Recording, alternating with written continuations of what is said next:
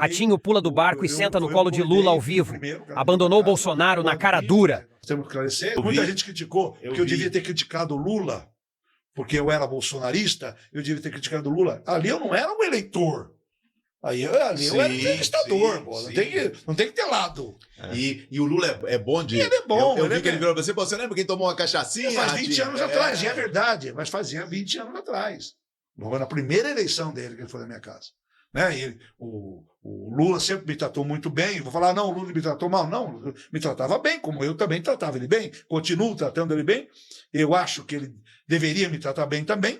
Né? Não vi mais ele, mas eu não tenho nada, não sou obrigado com o Lula. É só que um sai melhor que o outro da televisão. Não, um sai melhor que o outro. Fazer o quê? Em um restaurante no Recife, por acreditar que ela fosse uma mulher trans ou uma travesti, ao todo, 3 ex-companheiras procuraram a vítima, né, reconhecendo Antônio Felipe Rodrigues Salmento de Sá como o agressor. Procurado por WhatsApp pela reportagem do UOL, Salmento de Sá não respondeu até a publicação da reportagem no nosso site. Uma das ex-mulheres teria feito boletim de ocorrência contra ele, ou seja, não é novidade que esse homem é agressivo, pelo menos as informações que chegam são essas. O Bolsonaro argentino Milei continua seu plano de destruir a Argentina e gera revolta em todo o país. Enfraquecer o Estado, o que acontece é que ele vem adotando medidas inconstitucionais. Além disso, medidas que serão muito severas à população. Por exemplo, ele prevê o reajuste dos planos de saúde em 40%, o que inviabiliza realmente para muita gente. O gás, ele prevê um aumento de 300%. É claro que ele deve tirar aí toda a ajuda econômica a subsídios. Portanto, são medidas inconstitucionais, por um lado, e medidas também bastante impopulares. Ou seja, ainda que ele tenha sido eleito com o discurso, com a proposta de um Estado menos intervencionista, existe um tempo para ser feitas tais medidas e, sobretudo, apoio do Congresso. E o que ele tem feito é, justamente, a partir de decretos, já adotar medidas nesse sentido. Pois é, e para ter apoio do Congresso, você tem de ter uma base boa dentro do Congresso, que também é um desafio para Javier Milei. E para levar adiante essas medidas econômicas, você precisa de viabilidade, né? Até de segurança para colocar isso na prática. E aí eu quero te fazer uma pergunta, professora, sobre a tal história de dolarizar a economia na Argentina. É algo que foi muito dito pelo então candidato, só que agora a gente pouco tem ouvido falar disso. A senhora avalia que é porque eles estão estruturando uma medida ou a realidade se mostrou muito diferente das ideias de uma competição presidencial? Para dolarizar a economia, a Argentina precisa de dólares. E hoje em dia é o que ela menos tem dentro da sua economia. Portanto, Milei está dando início à desregulamentação econômica, a privatizações, a diminuição do Estado, para eventualmente tentar adotar essa medida que tampouco não é nada fácil.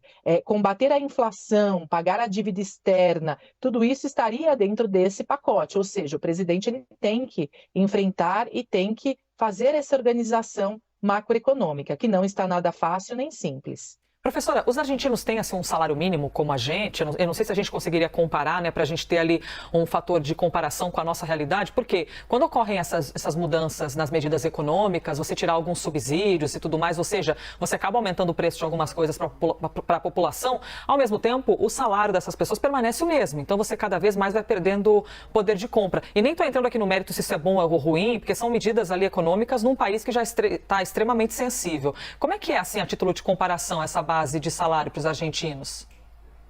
Você tocou num ponto muito importante. Eles têm um salário mínimo, mas eles recebem uma série de subsídios, por exemplo, no transporte público, no gás, na energia elétrica, na educação, que o Milei deve cortar.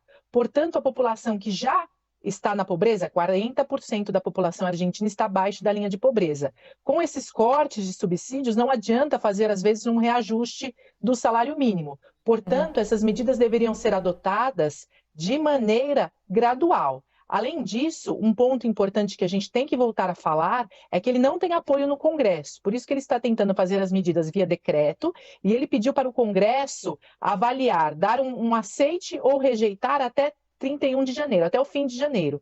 No entanto, ele não dá margem para que esses decretos, por exemplo, sejam reescritos ou reajustados a partir da opinião do próprio Congresso. O que eu estou querendo dizer? Que ele vem atuando de maneira inconstitucional. Aliás, ele disse o seguinte: se o Congresso rejeitar esses decretos, ele quer fazer um referendo popular. No entanto, na Argentina, diferente de outros países da região, quem define, quem coloca um referendo é o próprio Congresso. Portanto, o Milei já vem flertando com certas medidas autoritárias. E isso, claro, assusta, amedronta toda a região da América Latina. Aquele assunto de dispensa de funcionários públicos, né, milhares de pessoas, isso faz parte desse mesmo decreto que a senhora está citando?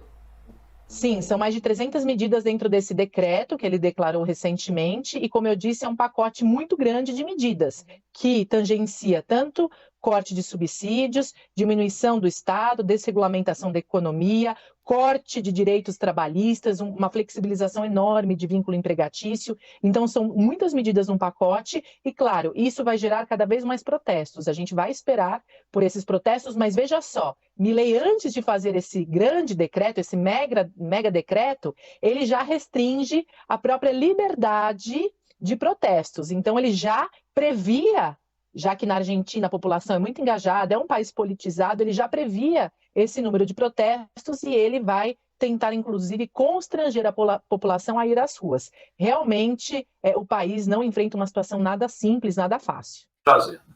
Nós entregamos à Procuradoria-Geral da República, imediatamente a procuradora repassou ao doutor Carlos, que estava responsável pelo caso. Carlos Frederico, né? Carlos Frederico, que, aliás, já tinha, inclusive, indiciado todos os comandantes da Polícia Militar de Brasília, porque tinham colaborado com o processo golpista. Então, nos deu muita esperança de que ele vai dar com isso para frente. E o novo procurador agora. Entregamos isso na Controladoria-Geral da União e na Advocacia-Geral da União, que também, no caso da Advocacia-Geral da União, já colocou esse processo junto com o processo de prejuízo ao erário público, exatamente para que quem foram os mandantes da tentativa de golpe também entrem na punição do ponto de vista econômico, passem a dever também ao erário público pelo prejuízo dado, né? E entregamos ao Supremo Tribunal Federal, mais importante, e o ministro Alexandre de Moraes já pediu para que cada processo aberto recebesse já um relatório e estudasse o relatório da CPMI. Olha, não vai dar outra. Quando o tiro no pé deles foi imenso, ou seja, o Congresso Nacional está dando o aval para que os órgãos públicos continuem as investigações e punam com rigor da lei os que forem responsáveis. E nós não temos nenhuma dúvida que o principal mentor, o principal aproveitador disso tudo era Jair Messias Bolsonaro. Então ele vai ser o principal a pagar por isso.